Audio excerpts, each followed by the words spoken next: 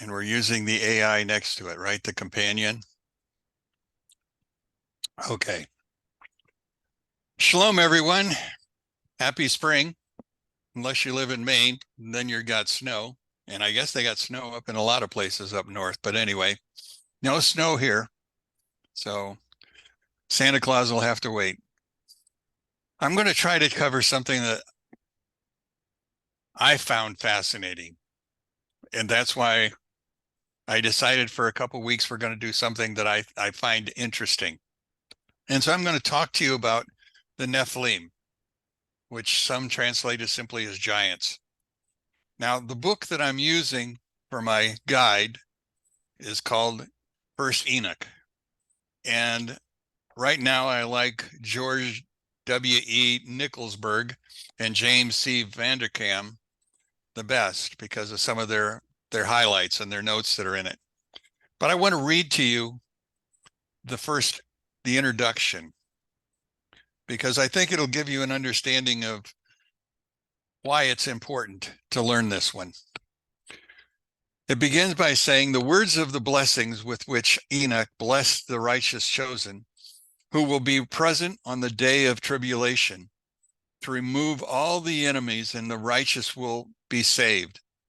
Did you hear that? Those blessed righteous ones, those chosen ones who will be here during the tribulation.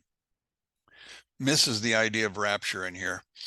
And he took up his discourse, and he said, Enoch, a righteous man whose eyes were opened by God, who had a vision of the Holy One of the heavens, with which he showed me from the words of the watchers and the holy ones. I heard everything. And I heard everything from them. I also understood what I saw. Not for this generation do I expound. Not for this generation do I expound. But this is concerning the distant times that I'm speaking to. The great Holy One will come forth from his dwelling, and the Eternal One will tread upon Mount Sinai. He will appear with his army, and he will appear with his mighty host of the heavens. And all the watchers will fear and quake. And those who are hiding in all the ends of the earth will sing, and all the ends of the earth will be shaken, and the trembling and the great fear will seize them. And the watchers unto the ends of the earth, the high mountains will be shaken and fall and break apart, and the high hills will be made low and melt like wax before the fire. The earth will be wholly rent asunder. Everything on the earth will perish, and there will be judgment on all. And the righteous he will make peace, and over the chosen there will be protection, and upon them will be mercy. They will all be God's, and he will grant them his good pleasure. He will bless them all, and he will help them all. Light will shine upon them, and he will make peace with them. Look, he comes with the myriads of his holy ones to execute judgment on all and to destroy all the wicked and to convict all humanity for the wicked deeds that they have done and the proud and the hard words that wicked sinners spoke against him. Our story tonight, I guess, is a continuation of Daniel. And I say that because what drew me to the book of Enoch was the understanding of what's called watchers. You see, in the 4th chapter of the book of Daniel, Daniel talks about watchers. And I'd always read over that word. I'd never seen it before. In fact, let me read it to you. It comes from Daniel 4:13. I saw the visions of my head while on my bed, and there was ire, or, depending on how you pronounce the vowels, or a watcher and a holy one coming down from the heavens. So the watcher and the holy one are two different people, and both were coming down. So you can find him again in 417 and 423 because he uses the word again over and over again. And remember, when I was teaching you Daniel, the one thing that I wanted to just point out was that this was probably one of the very first Apocrypha books that were dealing with not the days of Ezekiel, but all the way to the end of days. That's what it was working on. And so I wanted to understand more about it. Now, in Irim, which is a group called angels or called watchers, is an Aramaic word. The book of Enoch was written in Aramaic. Now, much of Enoch was lost. In fact, there's going to be a period of time of almost several hundred years between basically the 400s and the early, late to middle 1800s. There will be no book of Enoch. It'll be found by one group in Ethiopia, but it'll be written in a Ethiopian dialect called Gedz. Then there's another copies that were found at the Dead Sea Scrolls. Those were only partial scrolls, but they were on Hebrew. But then there was another set of scrolls that were found in Europe, and they were Slavic and Greek. So there's several different kinds of writings, but the one thing that they all had in common was they basically all began the same way. They all gave credit to God and gave credit to a character called Enoch. Now, the Enoch that we're talking about here is a pseudonym. This is not the Enoch that lived back in the earliest generations. He's not the seventh son from Adam, but he uses that name in order to drive across the point of what we're going to be talking about. It's as though he was taking himself back in time and then going forward from there. And so he's looking into the future as he goes by. And so we're watching lots of things. Most scholars today would say that what we're talking about, a watcher, is being an angel. But there's also other disagreements. In fact, the last time I remember reading the book of Genesis in a church, the pastor told me that these characters called giants came from righteous, or actually judges, wealthy men, and that the evil people were actually Cain's kids. And so that was where it came from. But as I'm reading this, I find myself drawn away from that and back to what most Jews early on thought. You see, they originally thought that this was talking about a group of angels. Now, these angels probably got their start in the book of Genesis way back when. And they were there originally assigned for the purposes of helping, teaching, giving vital information to the people. Because remember, there is no Bible, there is no handy book around, so they gathered their information from the angels. But the angels themselves became polluted, if you will, or changed. And that's where we're going to go to next week. But right now, I just want you to understand that we're talking about the fact that this whole book that we're talking about was here, was lost, has now been found, and now is providing plenty of information for scholars to look at. We're going to be looking at lots of different kinds of information as we go through it. Originally, I said the Jews appreciated the book and took it in, but it didn't make the canon. And the reason it didn't make the canon was because of the fact that at the same point in time, the Christians were beginning to adopt the book of Enoch. Well, if the Christians are reading it, the Jews can't. And so it became unlawful to read it. In fact, Shimon Bar Yochai, who was one of the great Kabbalists of his day, told everyone that you would go to hell, you would burn in fire if you read the book of Enoch. And so the book of Enoch died in the Jewish communities. But at the same time, the Christians began to pick it up. And the reasons they picked it up is because of the book of Jude. You see, the book of Jude quotes Enoch. The book of Peter, 1st and 2nd, both of them speak about the times, but they don't quote it directly. The book of Revelations, the four gospels, hint at parts of the book of Enoch. Enoch is a book that has a lot to offer the New Testament. And so with the change of a word here and there, and the word that they change is the word Son of Man. You see, they took the Son of Man and reapplied it to the Lord or to JC. But originally that was not what it was for, but it was for those characters like Ezekiel, or like Daniel, like Enoch, like Eliyahu, Elijah. Those were the characters who would be assigned the category Son of Man. As we're going through this, there's a whole lot that I need to talk to you about. Excuse me. I want you to turn with me to the book of Genesis, and we're going to start at the beginning. So I want you to go to Genesis chapter 5, and we're going to read 18 to 24.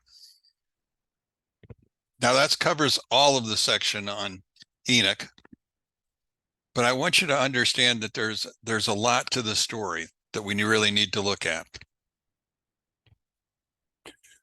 If you're there, let's go. And Jared lived 162 years and begot Enoch. Jared lived after he had begotten Enoch 800 years, and he had begotten sons and daughters. Now all the days of Jared were 962 years, and then he died. And Enoch lived 65 years, and he begot Methuselah. Now, the word Methuselah, or we call him Methuselah, the interpretation of that word is his death sends. Met is the word for death. His death sends. What does his death send? It sent the flood.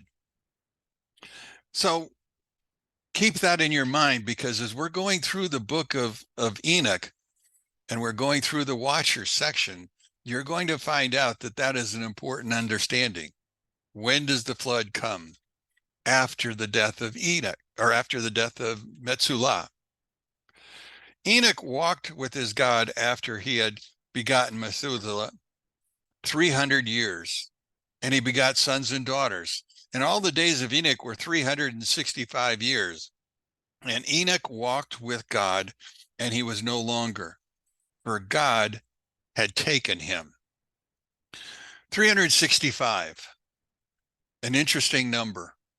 We say there's 365 days in a year. In the calendar that Enoch worked with was the Essene calendar, which was a solar calendar, and they believed that the solar calendar should be 364 days.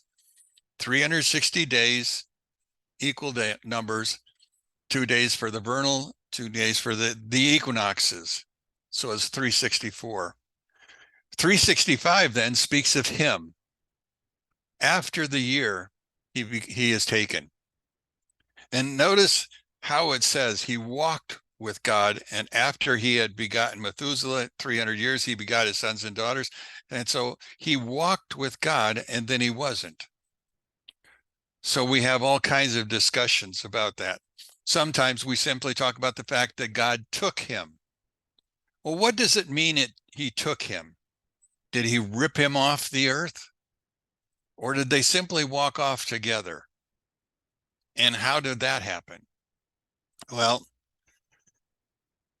that idea of took is going to be the idea we're going to have to realize when we talk about the fact that this sons of man, or sons of God, took daughters of men. Took, same word. Does it hold the same meaning? That's part of the things that I questioned and dealt with over a period of time. The impact of this book on Christianity was tremendous until about the 2nd or 3rd century, when some of the scholars began to say that's a Jewish work. Now the Jews gave it up because it was a Christian work, and now the Christians are giving it up because the Jews wrote it. So nobody began to read it. So that's why it was never part of the Catholic Bible until later it was added. and it was added in the Apocrypha. Apocalyptic literature encapsulates the revelation of supernatural activity transmitted by or to a worthy being who carries the message of the final judgment. So apocalyptic writings speak of final days. That's what we need to remind ourselves of. Enoch is writing towards the final days, and what he's giving us is a roadmap of how to get there. So it comes when the righteous are rewarded and the wicked are punished. So we're really talking about the very end of days. That's what he's going for. So this is going to be writings that are going to speak to the end. Now, there was a rabbi named Gershom Scholem, who was probably in the 20th century, he was the great understander of Kabbalah. He was the great mystic that walked this earth. He lived from 1897 all the way to 1982. In fact, he took several books that we're going to talk about, or I'll probably just mention. Among the books that he makes connections with the Bible, with the Talmud, with all of the others, is the book that we call First and Second Enoch. And I'll tell you a little bit about Enoch, first, second, and third in a little bit. And he talks about the apocalypse of Abraham. And he also talks to us about what's called the Ma'aseh Merkavah, which are the works of the chariot. Because you see, there's two different ways that the Kabbalists work with the writings. One is it works with the chariot, and the other it works with the Heklot, the palace, dealing with the palaces or heaven. So if the writing deals with heaven, it's a Heklot. Ma'aseh is the idea of to build, to add to. So you're building yourself a chariot. Most of us, when we read the book of Ezekiel, the first chapter, we read it in a physical manner. But you see, the first chapter of the book of Ezekiel is a mystical writing. It's how we build a chariot to God. It's how we communicate with God. It's how we draw closer to God. And that's a whole writing in and of itself. But I don't have time. So we might go back to that. So we're going to have all of these writings. Now, the book of Enoch itself is really 5 little booklets. And by 5 little booklets, I mean, these are parchments that have been stitched together. So they did not necessarily have to be written by Enoch. In fact, there's a couple that we are sure weren't written by him that are going to be found in our stories. Now, the first one deals with the Watchers, and I'm going to talk about that last because I'm going to continue in talking about the Watchers. The first one is actually the second book. Now, the second book of Enoch is called the Similitudes. The Similitudes. It speaks of parables, and it speaks in parables. That's the thing that you have to understand. So there are a number of parables that he's going to deal with. And the emphasis is on the end of days, and it's emphasizing the blessing for the rich, or for the blessed, and the pain that will come upon those who are found to be the wicked. And he goes through that. This is the portion of the book that is most often taken into Christian understanding because it uses words like, well, Messiah, Son of Man, the Righteous One, the Elect One. All of those terms have been used to describe JC, but that's not who it's describing. It's entirely different. And I'm going to give you that answer later, but I just want you to understand that's what you're going to see. So again, as we're looking at all of these books, we're looking at something that's going to be seen 2 different ways. One by the Jewish people, one by the Christian people. Somewhere in between is where I stand. And so I'm trying to cull the 2 together and make it make sense. So the second book is just parables dealing with the end. The third book is called the Astronomical Book. It deals with the astronomy. It deals with the sun, the moon, the stars, talking about how they got there, what they're like, all of the physical features that are there. It talks about the stars. It talks about the calendar, which is probably where the Book of Jubilees draws its information from, or Enoch drew his information from Jubilees, because they're both written at about the same time. So I can't tell you which one came first. But the Book of Jubilees deals with time. Remember, when I was teaching Daniel 9, 10, 11, and 12, time was very significant because we were dealing with 70 years, or 77s of years, or 77s of sevens of years. So as we're going through this, we're going to find that there's a lot of things that it talks about. And so one of the things that's going to emerge from this is the fact that it talks about these men who believe in this astronomical calendar, which is solar, versus the lunar calendar, which is what Judaism follows today, were probably the Essenes, because the Essenes appear to have left Jerusalem, moved down to Qumran and other places around the country of Israel, because of the fact that the practices that were going on at the temple were not the practices that should have been going on. The high priest himself was not Jewish. He was more of a Greek. And so therefore we began to see a whole splitting of what was going on. Now the next book in there is called the Book of Dreams. And actually there was only 2 dreams in the book. So it's a very short book, but the 2 dreams, first one, Methuselah receives 2 dreams from God, talking with the watchers, understanding what the dreams are. The first one basically is a warning to his sons about the coming deluge. He talks to them about the flood and what's going to happen and how it will work. Now, the second one he's going to talk about is called the animal apocalypse. The animal apocalypse. For the longest time, I was wondering if he's talking about the animals that went on the boat. Then I read the section. It has nothing to do with that. If you were doing Daniel chapter 7, you remember how Daniel chapter 7 talks about the nations that are going to impact Israel? The lion, the bear, the leopard. You remember those, that the fourth unusual beast? Well, in the book of Enoch, Enoch begins to describe the nations of the world in the form of animals. And he classifies these nations. Some are kosher, some are non-kosher.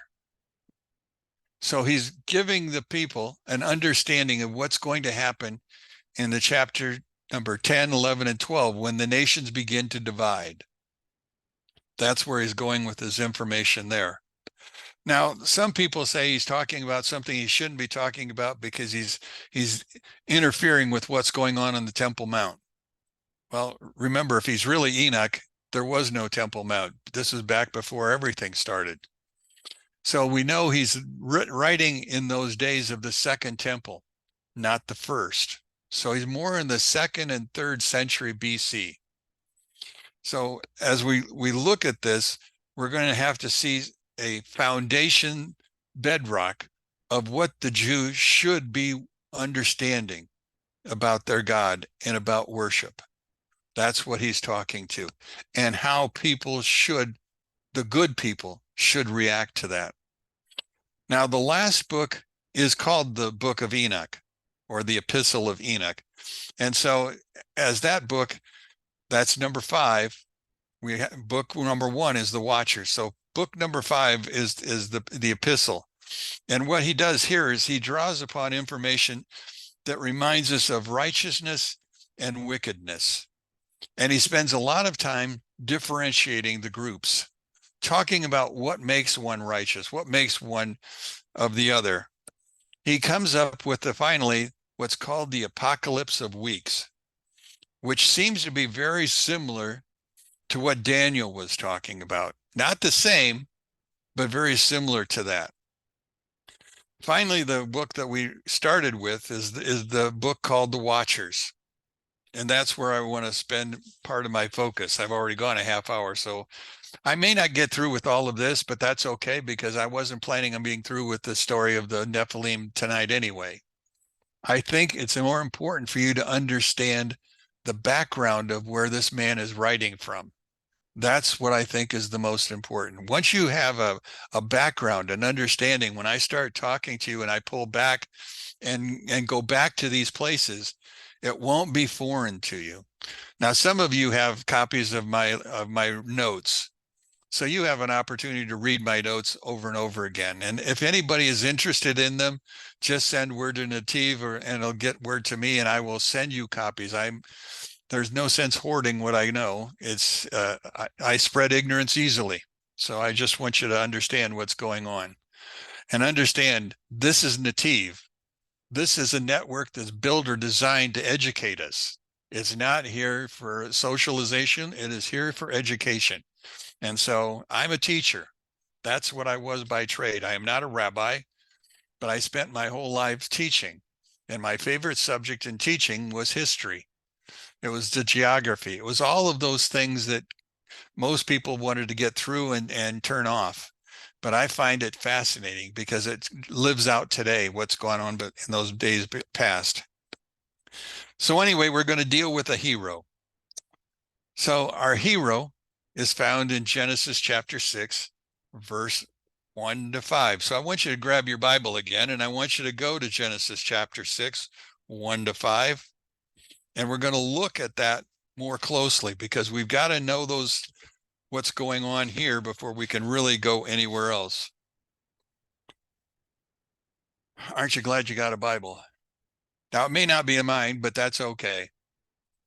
As long as it has God's word in it, you can read it out of a paperback.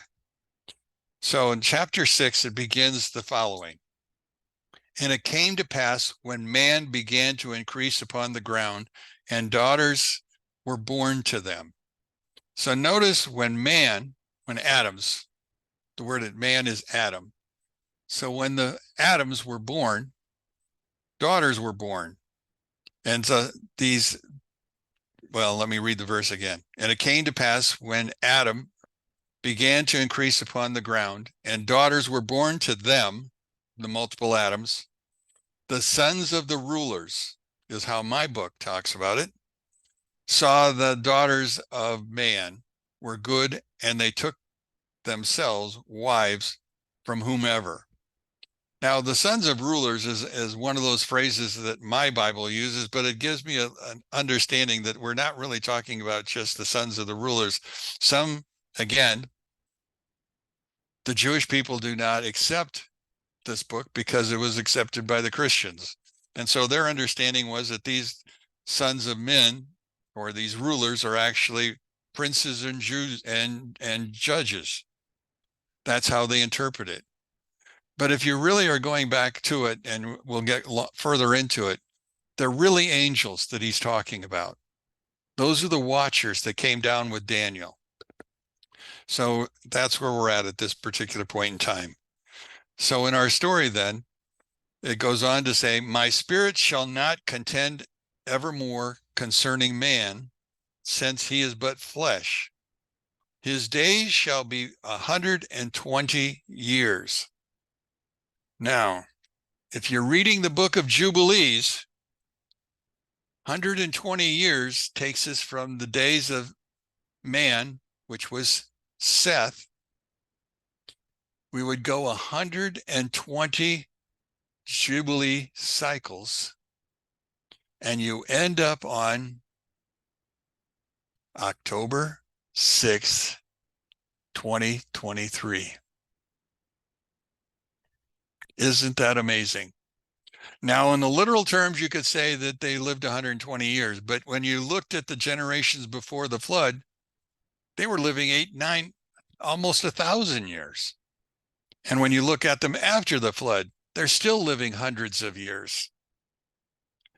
Now, some people say, well, that 120, that talks about Moses. Moses lived 120 years. Well, it could have. But I find it fascinating that he uses the term man, and Seth was the first man that was created after Cain and Abel. And he is the progenitor of a lot of these people. So anyway, as I go on, verse 4 says, the Nephilim, Nephil, which is a singular, Nephilim is plural. The idea of Nephilim is the idea of fallen ones, one who falls, one who does not hold his place. That's what's going on here. And as you're looking at it, then he begins by saying, the Nephilim were on the earth in those days. And afterwards, when the sons of the rulers, these others, would consort with the daughters of men who would bear to them, they were mighty, who were from old, were men of devastation. It requires you to go back and look through the Talmud and some of the Midrashic writings in order to really get an understanding of what he's talking about. First off, if I don't have to honor the Jewish people and say that I can read this book and I won't go to hell, my understanding is that the angels came down. Do you remember reading, if you were a Christian, the book of Jude? Book of Jude has one chapter, but the book of Jude spends 3 verses talking about Enoch. Daughters of men, sons of God. That's who they talk about. Well, if the sons of God came down, they left their first estate, according to Jude. In other words, they divested themselves of their angelic being and became human. And in becoming human, they could now intermarry with humans. So you have angels who came down, and the angels having come down, having taken off their cloaks, have become human. They took wives, not that they stole them, just as Abraham took his wife Sarah, just as Isaac took his wife Rebekah, just as Jacob took his wives. The word is took. So the angels didn't beat up anybody to get these women, but they decided that they were going to marry them. Now, in the process of marriage, as we're going through this, I want you to notice the fact that these characters now are going to produce the Nephilim that it talks about in the beginning of the verse. The Nephilim were on the earth in those days. How'd they get there? They were birthed on the earth. It was when the angels procreated with the women that we created this new beast. Now, if you're speaking Greek, the word for Nephilim is cyclops, one-eyed. Goes back to Homer and the Odyssey. I don't know if you've gone through your Greek literature, just to give you some understanding. It's also the idea of there were giants, and there's going to be giants in the land when we get into the Joshua all the way up through David. But these Nephilim were fallen. Now, when I read you the story of Enoch's life, I read you from his father. And you remember his father's name? It was Jared. At the time, I didn't realize what I was naming my kid. But the name Jared is to descend. What descended during the days of Jared? The sons of God. They landed on, according to the writings in the book of Enoch, on Mount Hermon, the tallest mountain. And from there, they began to spread out. And so we begin to see an inkling of what's going on that's in the book for you to read, because I'm not going to read it all to you. But the understanding is this is important to know. This is important to know before we get started. How did we create Nephilim? I believe from the sons of God, who were angels, divesting themselves of their angelic spirit and becoming physically human. Now, there's a lot of consternation about size. And I can only tell you that it really poses a problem. There are bones that were discovered, and I can't remember where. Ross was talking about it earlier. The bones of Noah's wife, Naamah. Naamah, according to her skeletal structure, if that is her, she was 18 feet tall. 18 feet. She was from the line of Cain. Noah, obviously, was from the line of Seth. Was Seth short, or was Seth just as tall? We don't know. That part's not told to us in any scriptures that I can find. But 18 feet is rather tall. But yet we call the Nephilim, when it's all said and done, giants. How much bigger were they than Naamah? Some estimates were as tall as 4 stories of a building. Some were even taller. They were huge and had a tremendous appetite. And so that leads us to another set of stories. Now, remember, they divested themselves of their spiritual nature, but they did not divest their mind of what they knew. And so what was happening on the earth during the days of Noah was the earth was becoming more and more corrupt. That's when God said, I can't take any more. Now, what caused him to do that? 3 things are pointed out in the book of Enoch. 1, weapons. You see, before the angels came down, there were no weapons. Nobody made anything out of metal. In fact, ladies, there was no jewelry. Metal was not used. Not only that, ladies, there was no eyeshadow. There was none of the cosmetics that we use today, but there were when the giants came to be. We began to see the fact that they have weapons for war. They also have items for seduction. They began to change how people looked at one another. The final straw comes if you happen to read the book of Leviticus, chapter 18, when you learn about all the possibilities of sorcery. You see, they brought with them understandings of the stars and how you can read the stars and all of the understandings of horoscopes. They understood how to read dried bones. They learned how to do all kinds of sorcery. All of that was a part of their story. Imagine that.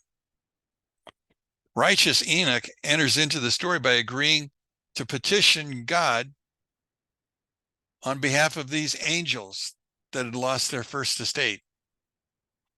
Now, they lost their first estate, and I'll go back through it next time. They lost their first estate because they wanted to cohabit with these women. But they knew ahead of time, if they did, their life expectancy and their end result were not in their favor. They would end up in a place that was lower than hell. Dark, dark, dark. Totally heated. In other words, they were in the midst of a black fire with the inability to see anyone or anything. Now, according to the book of Enoch, they're still there. Still buried, still covered, still there, screaming.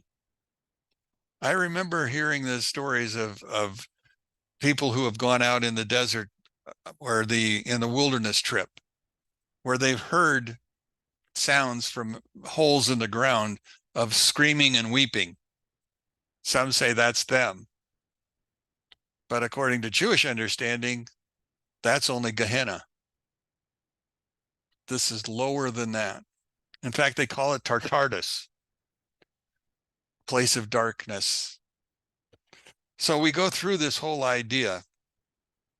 Now, according to one of the people I was reading, her name was Anita Yoshiko Reed. She explains the fact that the nature of the giants contaminated by mingling with the spirit and the flesh of a human. And upon the expiration of their physical bodies, their spirits roamed the earth. Hello. Their spirits roamed the earth. In other words, their evil did not dissipate from this earth. They simply continued in the form of demons, which is going to be recorded in the second book of Enoch.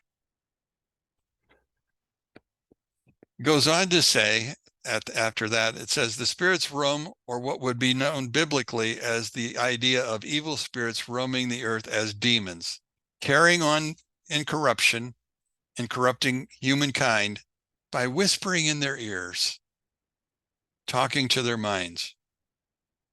Rebellion.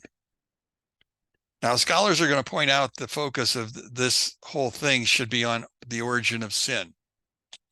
It's not, although sin becomes very important because we find out why it increased so fast and why today sin has multiplied in such a hurry.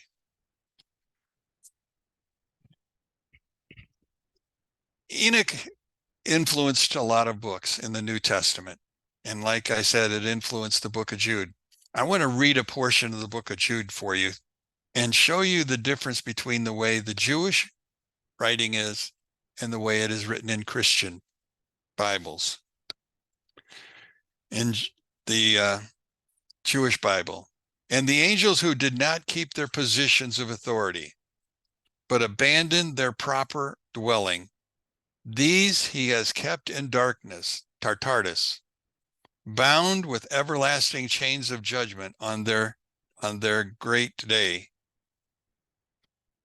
Now he goes on to say in the book of Jude, Enoch, the seventh from Adam, prophesied about them, seeing the Lord is coming with thousands upon thousands of his holy ones to judge everyone. Remember how I read that in the first 8 verses of the book of First Enoch? Only there it called it millions. He goes on to say in this text, and to convict all of them of the ungodly, all the ungodly acts they have committed in their ungodliness, and all the defiant words ungodly sinners have spoken against him. Now, Jude, again, behold, he will arrive with 10 million of his saints. That's according to Enoch.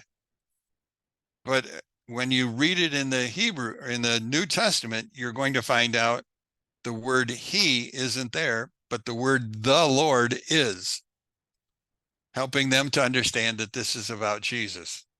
It's not. He goes on to say in several other places, as I pick it up, Enoch's book can be found, I've already said, in the book of Jubilees. It can also be found in the book of Baruch, which is Jeremiah's second writer. He's his ghost writer, remember. It's also written during the Second Temple period, and it speaks in the book of Esdras. Esdras is, again, the idea of Ezra, the priest Ezra, and the Jewish apocalypse that was in that time, the Assumption of the Moses, which is also written at that time, and the tale of the 12 patriarchs, which is in Enoch's book. Lots of things are going to be found in here. Lots of things that are going to be told, and I'll have to spend time as we go along talking you through some of the stories that we're going to get to. But again, Gershom Scholem said this is the premier book behind the Sefer Yetzirah as a book that begins the real study of Kabbalah. That's where this is all beginning. And it deals with the Merkavah, the works of the chariot, the works of going towards God. That's what this whole book is about. We want to move towards God. We want to keep in mind our righteousness will help us in the end. Evil will not get us anywhere, but it will take us somewhere. So we've got all of these things written so far. So the mainstream church has changed its mind about the book, and so has everyone else. Now, as we're going through this, there's going to actually be two more books of Enoch. Enoch has written 3 books. No, he didn't. One was written in the 2nd century BCE. One was written at the temple period, and one was written 300 years later. But all of them are going to cover basic premises of what the Christian church has adopted and accepted. All of them are going to lead us in a direction. The book of Enoch is going to lead us through the idea of demons. It's going to be the first book that we're going to find that actually calls them demons that we're going to deal with. And so we're going to see things that are there that we haven't seen before. So it's going to take me a while to get you to understand some of the things that are happening. The book of Mark talks about clean or unclean, talks about pure or impure spirits. Well, those are demonic spirits. In the book of Enoch, in chapter 10, 13 to 15, he writes, and those days they shall be led off to the fire, or to the abyss of fire, and to the torment, and to the prison in which they shall be confined forever, and destroy all the spirits of the reprobate and the children of the watchers, because of the harm that they have caused human beings at that point in time. I want to stop right now. I've only got 3 pages left of my notes to read, but I want to stop, because if I go too far, as Lori has already told me, I've taught more than 7 new things to you people, enough to keep you busy for a couple hours if you want to go through my notes, or if you want to go backtrack and look online. There are several good YouTube videos that I would recommend. There are a lot of junk ones. I have been reading and watching for close to 2 days now, so I'm tired of looking at them. But there are some good ones, and I'll recommend you some. Right now, they're not in my head. They fell out somewhere. Marshall Taylor was one of them. Marshall Taylor has 3 good videos. One deals with the 10 main points of the first book of Enoch. That one it's only 19 minutes. It's an easy read or easy listen. But again, it's a very Christianized version of it, but he covers 10 important facts. So that's where you can go with that. The other fellow was 6'7", and I can't think of his name. But anyway, questions, thoughts, anything that I can give you for help as you're going through this. Mary, you got an idea, thought? I wanted you to go through something again quickly. You said something about 120 days. Oh, that's the book of Genesis. Yeah, but 120 days, is that what days? All right, go back. You got Genesis chapter 6 open up to you? Yep. Okay. So and it's 120 years actually is what it says. And so you're looking at verse number 3. All right. And Hashem said, my spirit shall not contend evermore concerning those speaking of the sinful ones. And what it goes on to say after that, or let's see, or more concerning man, since he is but flesh, his days shall be 120 years. His days shall be 120 years. As I was suggesting, the book of Jubilees deals with the same 120 years. In the book of Jubilees, it starts with the character called man, which was Seth. Seth was the first man, if you go through the understandings. From Seth until October 6th, well, let's see, from Seth's 13th birthday. And I have to use the 13th birthday because he has to become a man. Okay. So man does not become a man until he's reached his bar mitzvah age. So from that year to 120 years cycles, which is what, 3,430 years. We're talking about 120 jubilees? Yes, Okay, that's what that takes you all the way out to October 6th, 2023. That's 120 Jubilee years. Okay. okay, that clears it up. Thank you. Yeah. Steve, Well, it wasn't very clear for a long. Yeah. Somebody talking. Kevin, you talking? yes, I have some Okay. wild ideas and I need someone like you to clarify me. So be prepared for some wild ideas, okay? Okay, the Bible says we entertain angels. Can we entertain demons? Can there be a demon that just looks like human? Could that be possible? Yes. Okay, so if we go to generation curses, that if we go to the last name of people and it goes to the generation curses, could we know that there's demons by the generation curses? Still, we can't judge it, but could we just know by the last name what generation curses? Could there be a line of generation curses? Someone could Well, stop it. I'm going to stop you for a second. I'll give you my opinion, and Rod might want to throw in a better one. But right now, my understanding is that each generation is a new generation. Okay, You inherit the chromosomes from your father and your mother. okay, You don't inherit demonic spirits. okay. Thank you for clarifying. Yes. So Thank you for clarifying. you get those on your own. You earn those stripes. Okay, thank The you. idea behind them is the fact that they're looking for a dry place. Okay, Is it what the book of Matthew says? okay, That you clean out your house and then it's 7 times worse when they come back in. In other words, the idea is same as Enoch says. You must work on getting better. We thank you. all are working towards God. That concept I don't want to lose track of. Everybody should working towards getting towards God. Thank you I for am. clarifying. I think you answered my question. I think so. I just need someone to balance my ideas. Yeah, Thank you so much. you're welcome. Rod, do you have anything to add? If I did, it would be useless because you really did a brilliant job answering that. I appreciate that. Okay, thank you. Very good. Ross typed something up, I think. Oh, there he is. He disappeared for the longest time. What you saying? Soon as he unhooks. You're muted, my friend. I was saying that you have covered so much here. There's a ton to unpack. And I mean, you could go on for the next 2 hours. I've got, Well, I would agree with Lori. You should spend a bit more time on the introduction before you head out.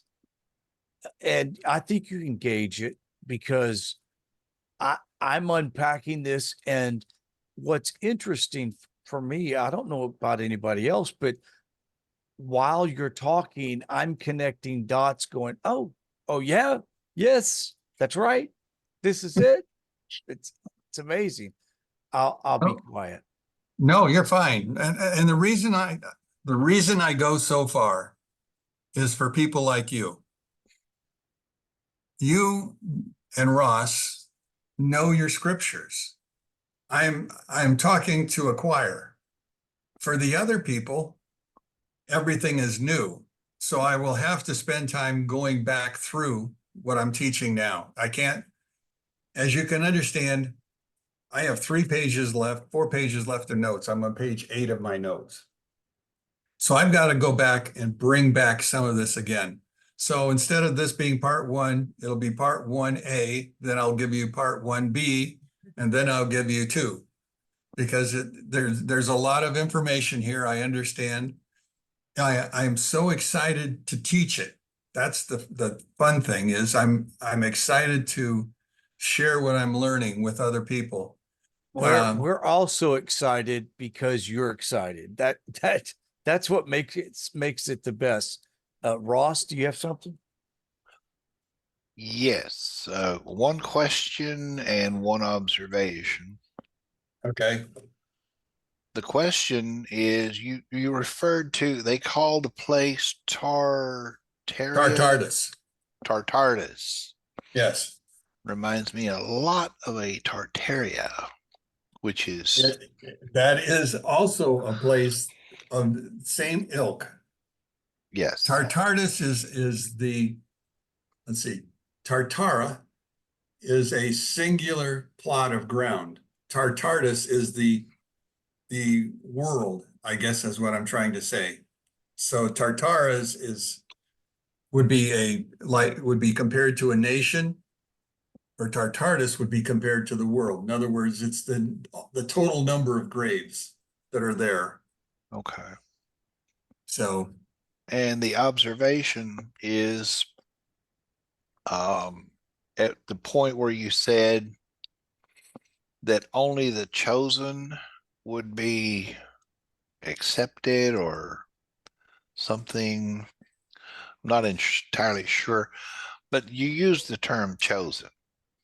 yeah, that's because that's the term used by Enoch. Correct. But there was a word that goes before it, which is, I've got to go back through my notes and find where I said it. It talks about not only the chosen, but the peaceful ones. In other words, there are two groups. The chosen obviously would lead me to Israel. Then I'd have to ask myself the question, who are the peaceful ones? That's us. Right. That's us. So even Enoch understood way back when that there are two groups of people.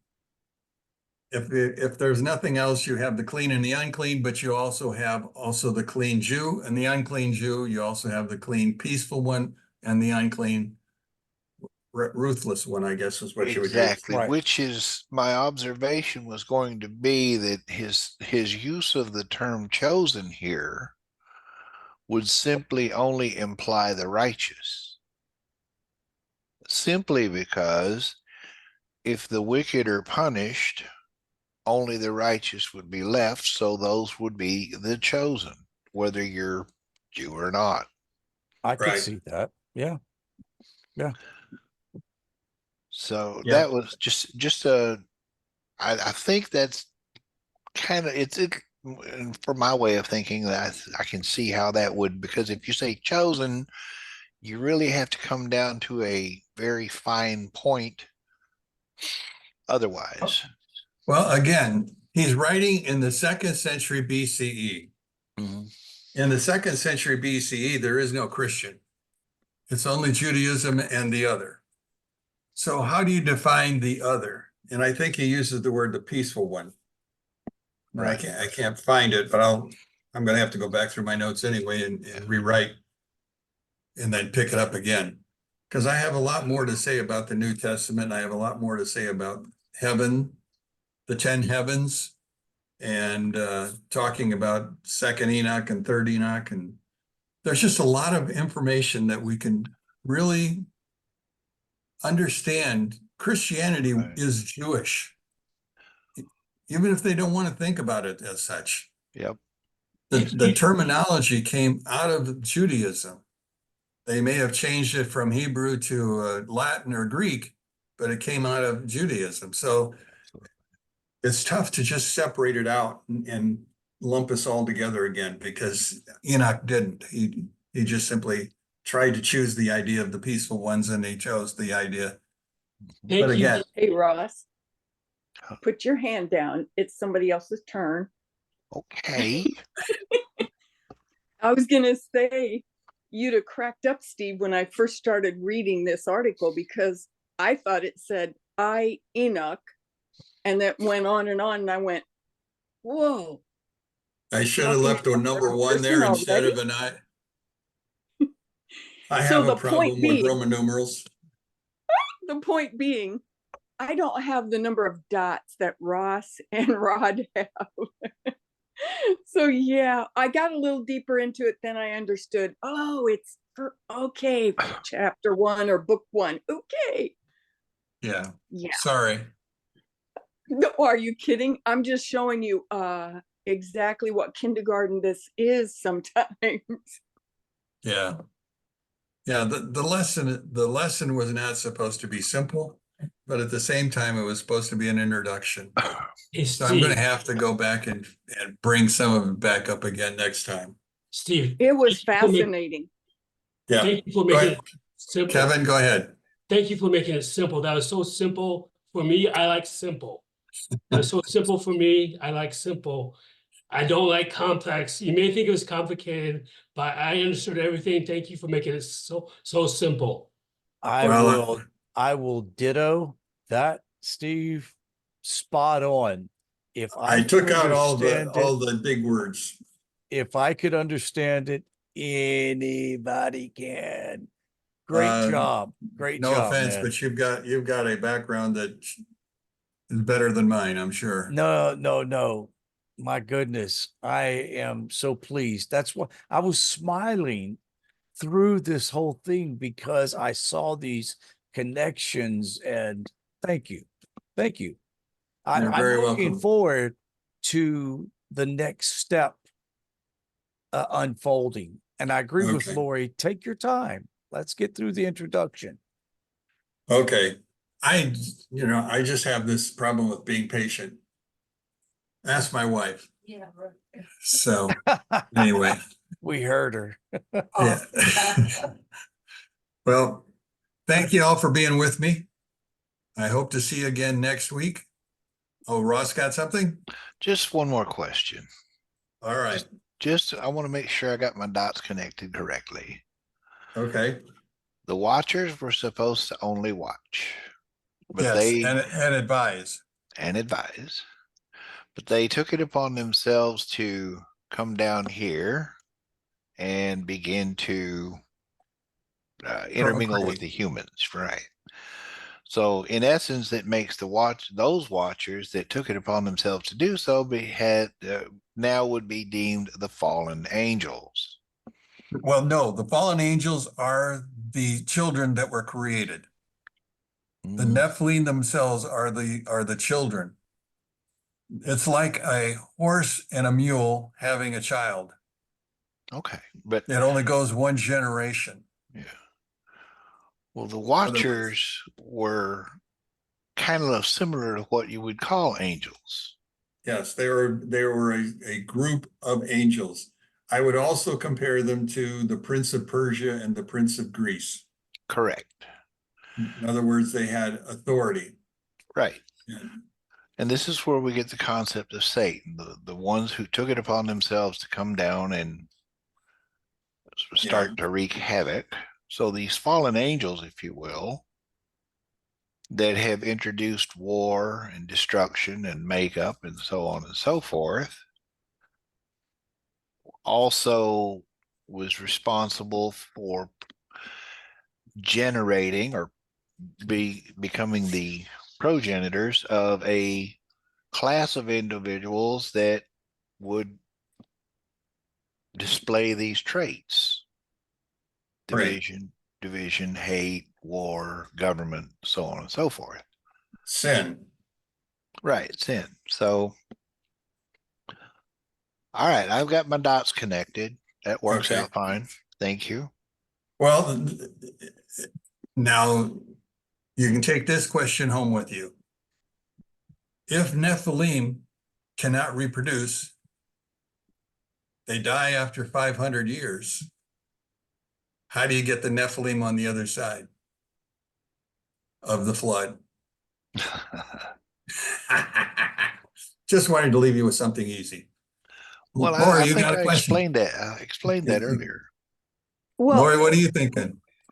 well, I was thinking about a lesson many months ago where you talked about the fact that the angels were discussing with each other the fact that, man, if we could get down to earth, we could certainly improve upon how these people act. What in the world are you thinking? So are those the same people that are the same angels that are called watchers now? Okay.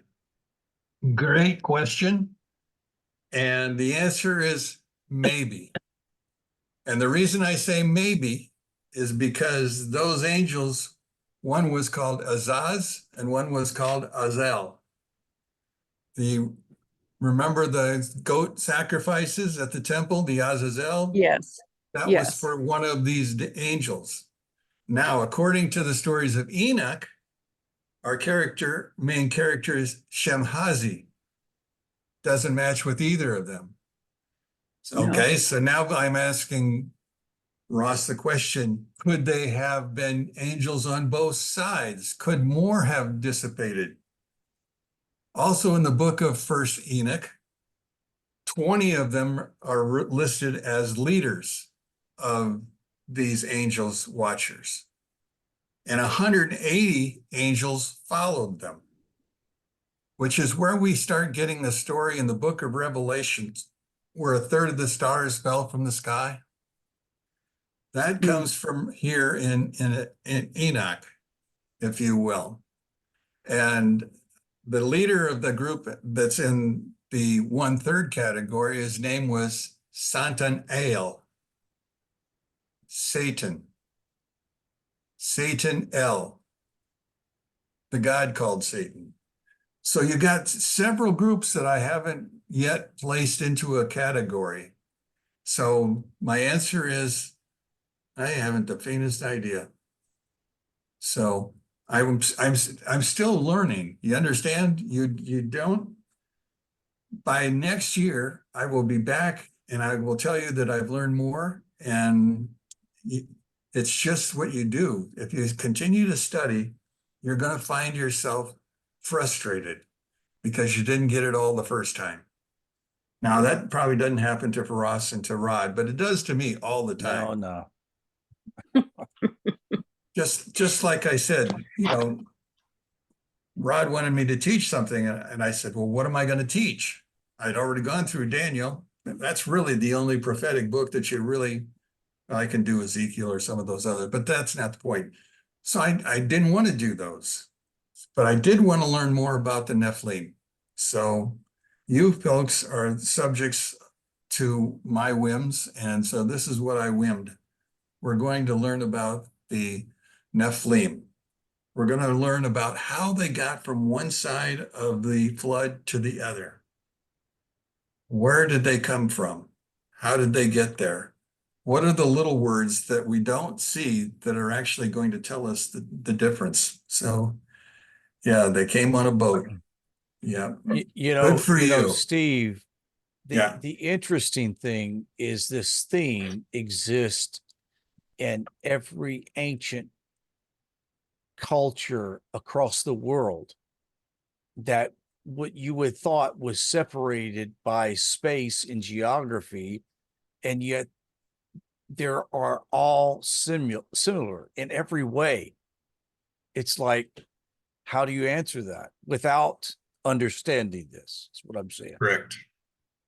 Correct. I'm Good excited about it. stories. Yep. Well, I'm glad you stayed with me long enough. You acted like you would have stayed even longer if I'd have had something else to say. I do have 3 pages, but I'm not going to do that. So anyway, Ancient Alien TV show proved that. Okay, Lori. Interesting. Good. Yeah. So she just, once again, she's smarter than us. So I didn't know that. So She's smarter than the average bear. Let's put it that way. Oh. Yogi told me Yeah. about that a Don't- long time ago. don't be fooled by her questions. I won't. She tries to act like, oh, I don't know. I'm so Yeah. innocent. And she's just leading you right into the bear Yeah. trap. Okay. Yeah. You That's- guys crack me up. Thank you. There are 2 yogis that I admire the most. One is Yogi Bear, and the other one is Yogi Berra. They both There you have go. lots of good things to say. And if I could remember them all, I'd be all right. But I'm not. But anyway, Steve, yes, this is Deb. I want you to go back to your board. go back to my The what? Board that you used to draw on for us for Sunday school class. No, there's plenty of time. Follow you better. Well, Well, may somebody teach her or show her how to put her name up, because we would love to know who this person is. well, she's Right up there. she Do does. what? They do have it on Sundays, but it's not showing tonight. I don't know what happened with their phone. Oh, okay. She's in anyway. incognito mode. Yes. Well, thank you guys for coming. We really appreciate it. Enjoy yourself tonight. I am going to relax for a couple minutes before I get started on my last chapters of Jeremiah. So, Hey, shalom, y'all. hasta los bagels. Hasta luego.